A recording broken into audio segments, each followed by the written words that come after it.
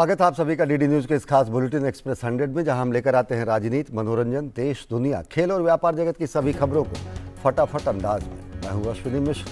देखिए खबरें तेज रफ्तार से। प्रधानमंत्री नरेंद्र मोदी ने शुक्रवार को राज्यों के राज्यपालों, मुख्यमंत्रियों और केंद्र शासित प्रदेशों के उपराज्यपालों की डिजिटल बैठक की अध्यक्षता की। बैठक में प्रधानमंत्री नरेंद्र मोदी ने भारत की G20 अध्यक्षता से संबंधित पहलुओं पर चर्चा की।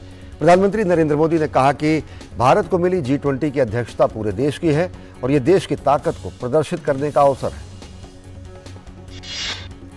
हिमाचल में कांग्रेस ने सरकार बनाने के लिए बहुमत भले ही जुटा लिया हो, लेकिन सरकार बनाने की राह आसान नहीं दिख रही। शिमला में पार्टी के विधायकों और नेताओं की बैठक भी बेनतीजा रही। अंतिम फैसला आला कमान पर छोड़ दिया गया है। मुख्यमंत्री पद के प्रमुख दावेदारों में प्रदेश कांग्रेस अध्यक्ष प्रतिभा सिंह, प्रदेश कांग्रेस प्रचार कमेटी के अध्यक्ष सुखविंदर सिंह सुक्खू और मुकेश अग्निहोत्री के नाम शामिल हैं। इसके अलावा भी कई नेता मुख्यमंत्री पद के दावेदारों में हैं। राज्य में स्पष्ट बहुमत मिलने पर कांग्रेस हाईकमान की ओर से प्रदेश में मुख्यमंत्री का चयन करने और सरकार गठन करने के लिए भूपेश बघेल, भूपेंद्र सिंह हुड्डा और राजीव शुक्ला को जिम्मेदारी सौंपी गई है। भूपेश बघेल, भूपेंद्र सिंह हुड्डा और राजीव शुक्ला ने राज्यपाल राजेंद्र विश्वनाथ आर्लेकर से मुलाकात कर सरकार बनाने का दावा पेश करते हुए पत्र सौंपा। माना जा रहा है कि विधायकों की रायशुमारी के बाद तीनों पर्यवेक्षक हाईकमान को रिपोर्ट देंगे और इसके आधार पर हाईकमान मुख्यमंत्री के चेहरे का ऐलान करेगा। प्रतिभा सिंह को मुख्यमंत्री की रेस में फ्रंट रनर माना जा रहा है, क्योंकि वो प्रदेश कांग्रेस की अध्यक्षा हैं और 6 बार मुख्यमंत्री रहे दिवंगत वीरभद्र सिंह की धर्मपत्नी हैं। उनके पुत्र विक्रमादित्य सिंह लगातार दूसरी बार विधायक बने हैं।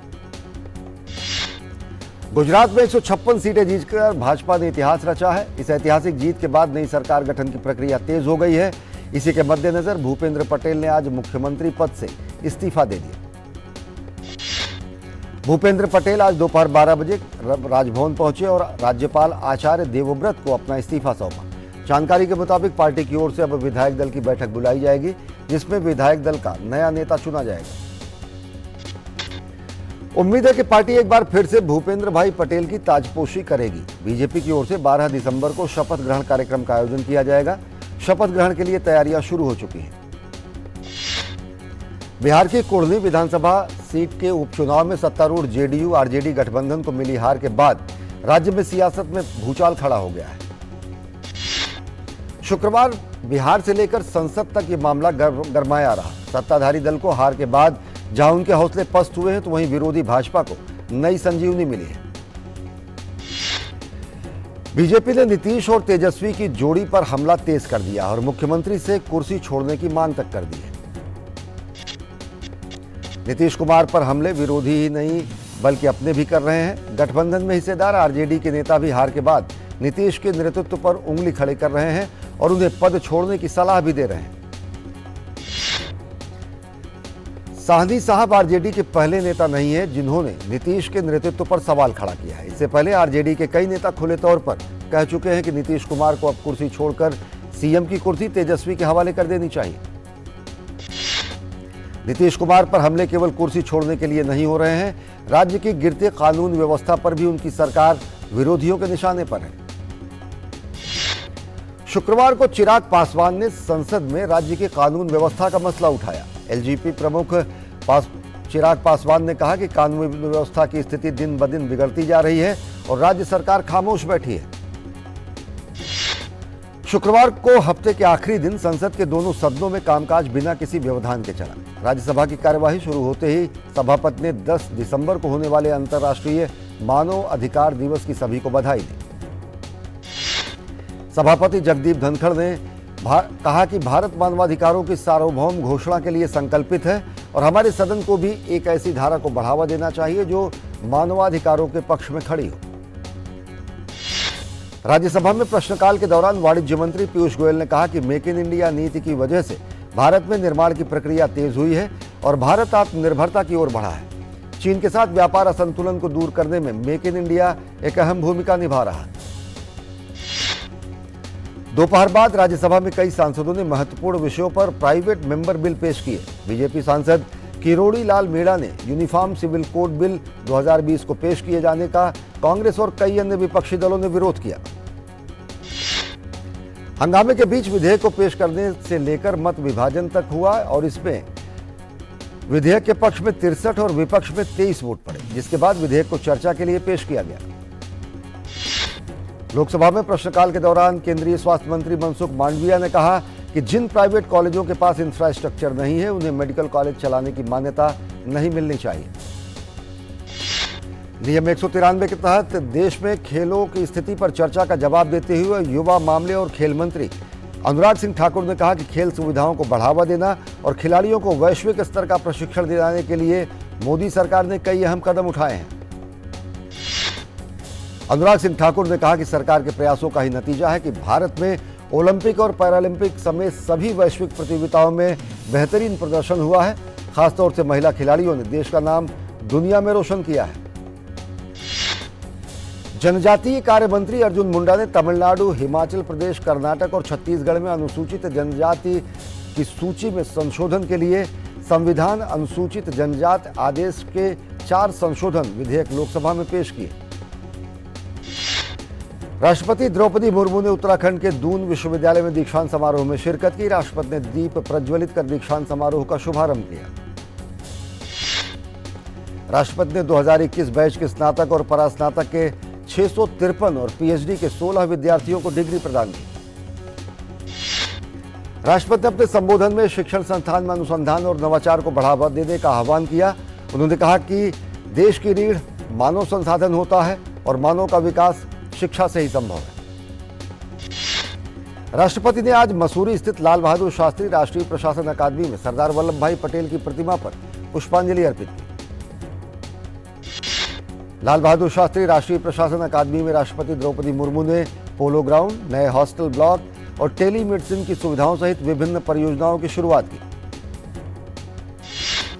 राष्ट्रपति द्रौपदी मुर्मू के उत्तराखंड दौरे का दूसरा दिन रहा। राष्ट्रपति द्रौपदी मुर्मू ने देहरादून के राज प्रज्ञेश्वर महादेव मंदिर में पूजा अर्चना और रुद्राभिषेक किया। राष्ट्रपति ने राजभवन में नक्षत्र वाटिका का उद्घाटन किया। इस दौरान राज्यपाल लेफ्टिनेंट जनरल गुरमीत सिंह सेवानिवृत्त और मुख्यमंत्री पुष्कर सिंह धामी मौजूद रहे। चक्रवाती तूफान मैंडूज के तमिलनाडु तट पर पहुंचने से पहले तटवर्ती इलाकों में बारिश और तेज हवाओं का असर दिखने लगा है। चक्रवात को देखते हुए स्थानीय प्रशासन अलर्ट है। चक्रवात से प्रभावित 3 जिलों चेंगलपट्टू, विल्लुपुरम और कांचीपुरम में रेड अलर्ट जारी किया गया है। कई इलाकों में एनडीआरएफ की तैनाती की गई है। चेन्नई हवाई अड्डे से 13 उड़ानें रद्द कर दी गई। क्षेत्रीय मौसम कार्यालय ने बताया कि चक्रवाती तूफान मांडूस 9 दिसंबर की रात और अगले दिन की शुरुआत में उत्तर तमिलनाडु और दक्षिण आंध्र प्रदेश के बीच तट को पार कर सकता है। शुक्रवार को तमिलनाडु के कई जिलों में शैक्षणिक संस्थान बंद रहे। चेन्नई, आडयार, इंदिरानगर में एनडीआरएफ की एक टीम को तैयार रखा गया है। चक्रवात के असर के कारण आंध्र प्रदेश के तिरुपति में भारी बारिश हो रही है। यहां किसी भी आपात स्थिति से निपटने के लिए पूरी तैयारी है। चक्रवात के चलते तब पुडुचेरी में भी शासन प्रशासन सतर्क है। पुडुचेरी के मुख्यमंत्री एन रंगासामी ने चक्रवात मांडूस से निपटने की तैयारियों की निरीक्षण की। चक्रवात के दौरान और उसके बाद की परिस्थितियों से निपटने के लिए पुडुचेरी के राजस्व एवं आपदा प्रबंधन विभाग के अधिकारियों के साथ उन्होंने बैठक भी की। केंद्रीय मंत्री doctor Jitendra Singh central electronics limited के कार्यक्रम में हिस्सा लिए। उन्होंने कार्यक्रम को संबोधित करते हुए कहा कि अनुसंधान और उद्योग के बीच एक बेहतर तालमेल के माध्यम से अच्छे परिणाम हासिल हो सकते हैं। केंद्रीय विज्ञान एवं प्रौद्योगिकी राज्य मंत्री डॉक्टर जितेंद्र सिंह ने सेंट्रल इलेक्ट्रॉनिक्स लिमिटेड को सरकारी अस्पताल गाजियाबाद में सीएसआर फंड के माध्यम से 2 एम्बुलेंस वैन दान करने के लिए सेंट्रल इलेक्ट्रॉनिक्स लिमिटेड को धन्यवाद दिया और उनके योगदान की सराहना की। केंद्रीय मंत्री भूपेंद्र यादव ने कहा कि जब जनधन खाते खोले गए तो कांग्रेस ने सवाल किया कि इससे क्या होगा। उन्होंने कहा कि 2014 से मोदी जी के नेतृत्व में केंद्र सरकार की गरीब कल्याणकारी नीतियां इस देश में प्रमुखता से आगे बढ़ी हैं। राजस्थान के जोधपुर में गंभीर हादसा हुआ। यहां के भूंगरा गांव में एक घर में शादी के दौरान आग लग गई, जिसमें 5 लोगों की मौत हो गई और करीब 60 लोग घायल हो गए। पंजाब के मुख्यमंत्री भगवंत मान ने बताया कि गृह मंत्री अमित शाह के साथ हुई बैठक में सीमा पर फेंसिंग लगाने समेत कई मुद्दों पर चर्चा हुई। उन्होंने कहा कि गृहमंत्री ने इन सभी मुद्दों के समाधान का आश्वासन दिया है। महाराष्ट्र के उप मुख्यमंत्री ने कहा कि लव जिहाद पर राज्य सरकार ने अभी कोई निर्णय नहीं लिया है। उन्होंने कहा कि दूसरे राज्यों के कानूनों को देखने के बाद ही कोई फैसला लिया जाएगा। वाईएसआरटीपी प्रमुख वाईएस शर्मिला ने हैदराबाद में वारंगल पुलिस द्वारा पदयात्रा के लिए अनुमति नहीं दिए जाने के बारे में विरोध प्रदर्शन किया, जिसके बाद पुलिस ने उन्हें हिरासत में ले लिया। उत्तर प्रदेश के मुख्यमंत्री योगी आदित्यनाथ ने कहा कि 18 शहर आईसीसीसी के साथ एकीकृत करते हुए सेफ सिटी के रूप में बन रहे हैं। अब अगर कोई अपराधी या समाज विरोधी तत्व किसी बहन या बेटी को छेड़ने का दुस्साहस नहीं कर पाएगा। और बुलेटिन में फिलहाल वक्त एक छोटे से ब्रेक का। देखते रहिए एक्सप्रेस 100। क्या बात है, बहुत फिट लग रहा है। 3 महीने में पैसे डबल, वाह। फास्ट और हाई रिटर्न्स भी। क्या स्कीम है? कल तो नहीं थी यहाँ। और कल होगा भी नहीं। तूने कभी 5 ओवर में डबल सेंचुरी मारी है? ऐसे स्कीम के बहकावे में आके हम धोखा खा सकते हैं। और आरबीआई कहता है अपना पैसा सुरक्षित रखो और समझदारी से निवेश करो। अगर ज्यादा रिटर्न के पीछे भागोगे तो रिस्क भी उतना ही उठाओगे। और फास्ट रिटर्न से बच के, और फास्ट बॉलिंग से भी। आरबीआई कहता है जानकार बनिए, सतर्क रहिए। हमने फसल बीमा योजना को अधिक प्रभावी बनाया, उसके दायरे में ज्यादा किसानों को लाए। नहीं है डर नहीं फिकर, मिली हमें नई डगर। फसल का करवा के बीमा, किसान की चिंता को छीना। हुआ सुरक्षित कल, सुरक्षित फसल निश्चित किसान। फसल बीमा सबका समाधान। आज ही प्रधानमंत्री फसल बीमा योजना से जुड़ें और फसल नुकसान से होने वाली आर्थिक हानि से निश्चिंत हो जाएं, ताकि प्राकृतिक और स्थानीय आपदा पर भी फसल नुकसान होने पर आप उसकी सही कीमत पाएं। प्रधानमंत्री फसल बीमा से जुड़ने के लिए आज ही नजदीकी कृषि कार्यालय, सहकारी समिति, बैंक शाखा, अधिकृत बीमा कंपनी या जन सेवा केंद्र में जाएं, क्योंकि सुरक्षित फसल निश्चित किसान। फसल बीमा सबका समाधान। कृषि एवं किसान कल्याण मंत्रालय, भारत सरकार। REC unleashes the potential of energy. REC funds energy. Funding that catalyzes. Funding that inspires. Funding that transforms. For sustainability and reliability. For investment and development. Adding value. Every day in every way. This is what our energy is. This is REC.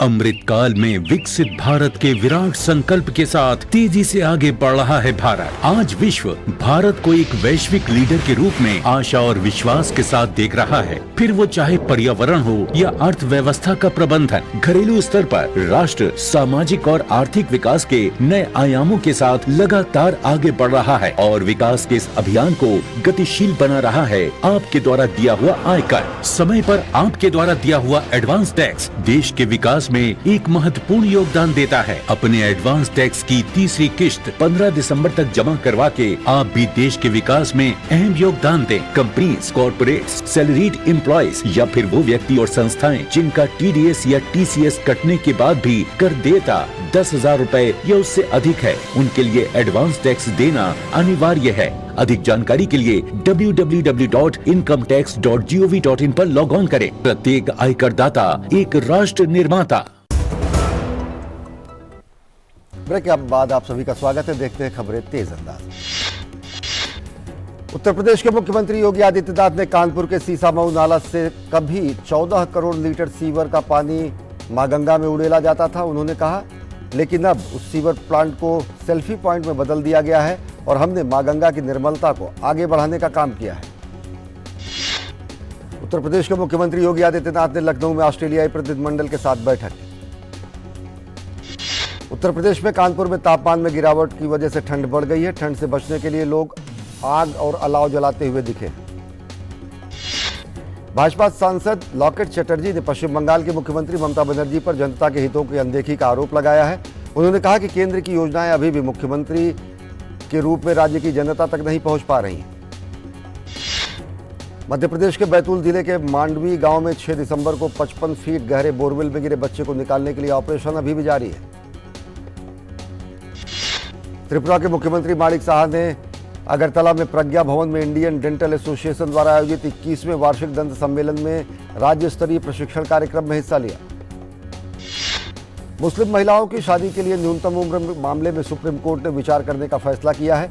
वहीं राष्ट्रीय महिला आयोग ने इसे POCSO act का उल्लंघन बताते हुए सुप्रीम कोर्ट में याचिका दाखिल की है, जिसके बाद उच्चतम न्यायालय ने केंद्र सरकार और लॉ कमीशन को इस मामले में नोटिस जारी किया है। सुप्रीम कोर्ट ने धार्मिक शोभा यात्रा और जुलूस में हथियारों के प्रदर्शन पर रोक लगाने और इन्हें रेगुलेट करने की मांग वाली याचिका पर सुनवाई से इनकार कर दिया है। कोर्ट ने कहा कि कानून व्यवस्था राज्य का विषय है। सुप्रीम कोर्ट ने बिहार में नगर निगम चुनाव को लेकर चुनाव आयोग के नोटिफिकेशन पर रोक लगाने से इनकार किया है। दिल्ली महिला आयोग में नियुक्तियों में अनियमितताओं के मामले में राउज एवेन्यू कोर्ट ने आयोग की अध्यक्ष स्वाति मालीवाल और 3 अन्य के खिलाफ prevention of corruption act section 13 D13(1)(2)(3), section 13(2) और आपराधिक साजिश की धारा 120(b) के तहत आरोप तय किए हैं। भारतीय शेयर बाजार में बीएसई सेंसेक्स 389 अंक की गिरावट के साथ 62,181 पर बंद हुआ। वहीं निफ्टी 112 अंकों की गिरावट के साथ 18,496 पर बंद हुआ। रुपए के मूल्य में सुधार आने के बीच शुक्रवार को दिल्ली सराफा बाजार में सोना 30 रुपए घटकर 54,305 रुपए प्रति 10 ग्राम रहा। वहीं चांदी का भाव 558 रुपए की तेजी के साथ 67,365 रुपए प्रति किलोग्राम पहुंचा।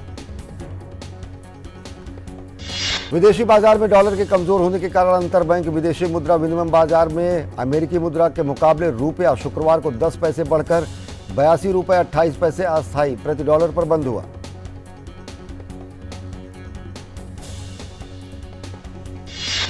वैश्विक स्तर पर कच्चा तेल 0.85% की बढ़त के साथ $72.70 प्रति बैरल तक पहुंच गया, जबकि ब्रेंट क्रूड ऑयल का दाम 0.34% की तेजी दर्शाते हुए $76.41 प्रति बैरल पर पहुंचा। देश का विदेशी मुद्रा भंडार 2 दिसंबर को समाप्त सप्ताह में $11.02 अरब बढ़कर $561.2 अरब तक पहुंच गया। पिछले सप्ताह ये $2.9 अरब बढ़कर $550.14 अरब तक पहुंच गया था। भारतीय रिजर्व बैंक ने सार्क देशों के लिए मुद्रा विनिमय सुविधा के तहत मालदीव मौद्रिक प्राधिकरण के साथ मुद्रा अदला बदली के एक समझौते पर हस्ताक्षर किए हैं। समझौते से मालदीव मौद्रिक प्राधिकरण आरबीआई से अधिकतम $200 मिलियन तक की राशि किश्तों में निकाल सकता है। यह समझौता अल्पावधि के लिए विदेशी मुद्रा की आवश्यकताओं को पूरा करने में मददगार होगा। मुख्य आर्थिक सलाहकार वी अनंत नागेश्वरन ने शुक्रवार को कहा कि निजी क्षेत्र को निवेश बढ़ाने की जरूरत है, क्योंकि पिछले दशक की तरह उसी गति से निवेश जारी रखना सार्वजनिक क्षेत्र के लिए संभवतः अच्छा नहीं होगा। टाटा सन्स के चेयरमैन नटराजन चंद्रशेखरन ने कहा कि टाटा ग्रुप देश में नमक से लेकर स्टील तक का उत्पादन करता है। ऐसे में टाटा ग्रुप अगर सेमीकंडक्टर का प्रोडक्शन करने लगे तो ग्लोबल लेवल पर चिप की सप्लाई चेन का एक अहम हिस्सा बनने में देश को काफी मदद मिल सकती है। उपभोक्ता उत्पाद कंपनी मैरिको वियतनाम की कंपनी ब्यूटीएक्स कॉरपोरेशन का अधिग्रहण करेगी। यह सौदा करीब 172 करोड़ रुपए में होगा। जापान, इटली और ब्रिटेन मिलकर 2035 तक दुनिया के सबसे advance 6th generation fighter plane बनाने की एक डील में सहमत हुई है। इस डील के मुताबिक साल 2035 तक ये फाइटर जेट बनकर तैयार हो जाएगा। अमेरिका की बास्केटबॉल स्टार और ओलंपिक स्वर्ण पदक विजेता ब्रिटनी ग्राइनर को रूस ने रिहा कर दिया और इसके बदले में रूस के हथियार व्यापारी विक्टर बाउट को अमेरिका ने रिहा किया है। ब्रिटनी ग्राइनर की रिहाई पर अमेरिकी राष्ट्रपति जो बाइडेन ने खुशी जताई है। बाइडेन ने कहा कि रूस में अनुचित तरीके से हिरासत में लिए जाने के बाद ग्राइनर अब अमेरिका वापस लौट रही हैं। दक्षिण कोरिया में निर्माण और अन्य घरेलू उद्योगों को बाधित करने वाले हजारों दक्षिण कोरियाई ट्रक ड्राइवर शुक्रवार को मतदान करने के बाद अपने 16 दिवसीय वॉकआउट को समाप्त कर काम पर लौट आए हैं। पेड्रो कैस्टिलो को संसद में महाभियोग चलाकर अपदस्थ किए जाने के बाद उनके समर्थक सड़कों पर उतर आए और उन्होंने हिंसक विरोध प्रदर्शन किया। हालात दंगे जैसे बन गए हैं। आक्रोशित भीड़ से निपटने के लिए पुलिस ने बल का प्रयोग किया है।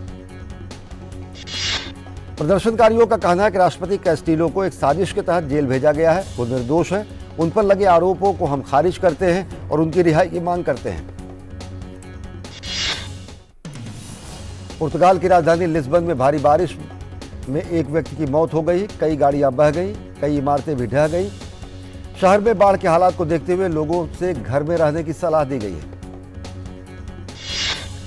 बाढ़ से बदतर हुए हालात में लिस्बन शहर को हाई अलर्ट पर रखा गया है। इसके अलावा बाढ़ के कारण सड़कों और सुरंगों को भी बंद कर दिया गया है। रूस द्वारा यूक्रेन में डोनेट्स्क क्षेत्र के कुराखोव में हुए हमलों में करीब 10 लोगों की मौत हो गई और कई अन्य लोग घायल हो गए। पुलिस ने एक वीडियो जारी किया है जिसमें कुराखोव क्षेत्र में रूसी हमलों से हुई तबाही और शवों को देखा जा सकता है। यूक्रेन के राष्ट्रपति वोलोदिमीर जेलेंस्की ने हमलों को सुनियोजित कहा है। जेलेंस्की ने कहा कि रूसी हमलों ने क्षेत्र के कई हिस्सों को नष्ट कर दिया, जिसमें बस स्टेशन, इमारतें और केंद्रीय बाजार शामिल हैं। यूक्रेनी सेना ने गुरुवार को माइकोलीव क्षेत्र में रूसी सैनिकों के पूर्व ठिकानों से गोला बारूद व खदानों को हटा दिया। इसके साथ ही इस्तेमाल किए जा सकने वाले गोला बारूद को यूक्रेनी सशस्त्र बलों को सौंप दिया गया। फीफा विश्व कप में आज दूसरे क्वार्टर फाइनल मुकाबले में अर्जेंटीना का सामना नीदरलैंड से होगा। लायनल मेसी से शानदार प्रदर्शन की उम्मीद रहेगी। नीदरलैंड की टीम पिछले 19 मैचों में अजेय रही। टीम को अपने खिलाड़ी वर्जिल वान डाइक से खास उम्मीद रहेगी। कतर फुटबॉल विश्व कप में शनिवार को होने वाले तीसरे क्वार्टर फाइनल मुकाबले में मोरक्को और पुर्तगाल आमने सामने होंगे। ये मैच अल थुमामा स्टेडियम में खेला जाएगा। कल देर रात चौथे क्वार्टर फाइनल में फ्रांस की टीम इंग्लैंड के सामने होगी। फ्रांस के तेज तर्रार खिलाड़ी किलियन एम्बापे गोल्डन बूट की रेस में 5 गोल के साथ सबसे आगे हैं। कतर के दोहा में चल रहे फीफा विश्व कप में ब्राजील के एक शख्स रिकार्डो नेव्स ने लोगों को चौंका दिया। लगातार 48 घंटे तक फुटबॉल की जंगलिंग का रिकॉर्ड बनाते हुए उन्होंने रिकॉर्ड बनाने की घोषणा की। पुर्तगाल फुटबॉल फेडरेशन ने मीडिया की उन खबरों का खंडन किया है जिसमें टीम के स्टार खिलाड़ी रोनाल्डो के बीच विश्व कप से टीम को छोड़ने की धमकी देने की बात कही गई है। केंद्रीय युवा कार्यक्रम एवं खेल मंत्री अनुराग सिंह ठाकुर ने लोकसभा में खेल विषय पर चर्चा के दौरान कहा कि खिलाड़ी किसी भी राज्य के नहीं होते, बल्कि खिलाड़ी टीम इंडिया का हिस्सा है। खिताब की दौड़ से बाहर हो चुके एचएस प्रणॉय ने बीडब्ल्यूएफ विश्व टूर बैडमिंटन फाइनल्स के तीसरे मुकाबले में विश्व नंबर 1 विक्टर एक्सेल्सन को मात दी है। भारत और बांग्लादेश के बीच 3 मैच की एक दिवसीय सीरीज का तीसरा मुकाबला शनिवार को खेला जाएगा। बांग्लादेश सीरीज में 2-0 से आगे है। पाकिस्तान और इंग्लैंड के बीच दूसरे टेस्ट मैच में इंग्लैंड की टीम 281 रन पर आउट हो गई। जवाब में पाकिस्तान ने पहले दिन का खेल खत्म होने तक 2 विकेट पर 107 रन बनाए। एक महानायक डॉक्टर BR अम्बेडकर शो के 700 एपिसोड पूरे हो गए हैं। युवा भीमराव का किरदार निभा रहे अथर्व ने कहा कि जिस तरह से ये शो है, ये बेहद कामयाबी का सफर है।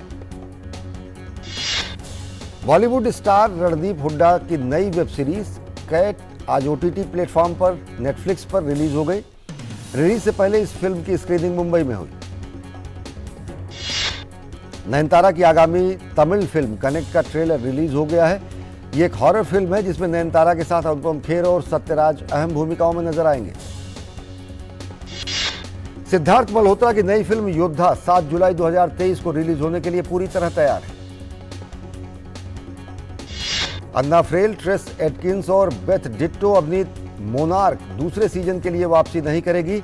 सीजन 1 का फिनाले 6 दिसंबर को प्रसारित होगा। काजोल की मच अवेटेड फिल्म सलाम वेंकी सिनेमाघरों में आज रिलीज हो गई। इस फिल्म में एक बीमार बेटे और उसकी मां की कहानी को प्रदर्शित किया गया है। तेलुगु स्टार जगपत बाबू बॉलीवुड अभिनेता आयुष शर्मा के साथ फिल्म AS04 में नजर आने वाले हैं। रानी मुखर्जी की film Mrs Chatterjee versus Norway 3 मार्च 2023 को सिनेमाघरों में आएगी। जी स्टूडियो के बैनर तले इस फिल्म का निर्देशन आशिमा छिब्बर ने किया है। SS राजामौली की ऐतिहासिक महाकाव्य फिल्म RRR को राष्ट्रीय समीक्षा बोर्ड द्वारा वर्ष की 10 सर्वश्रेष्ठ फिल्मों में से एक के रूप में नामित किया गया है।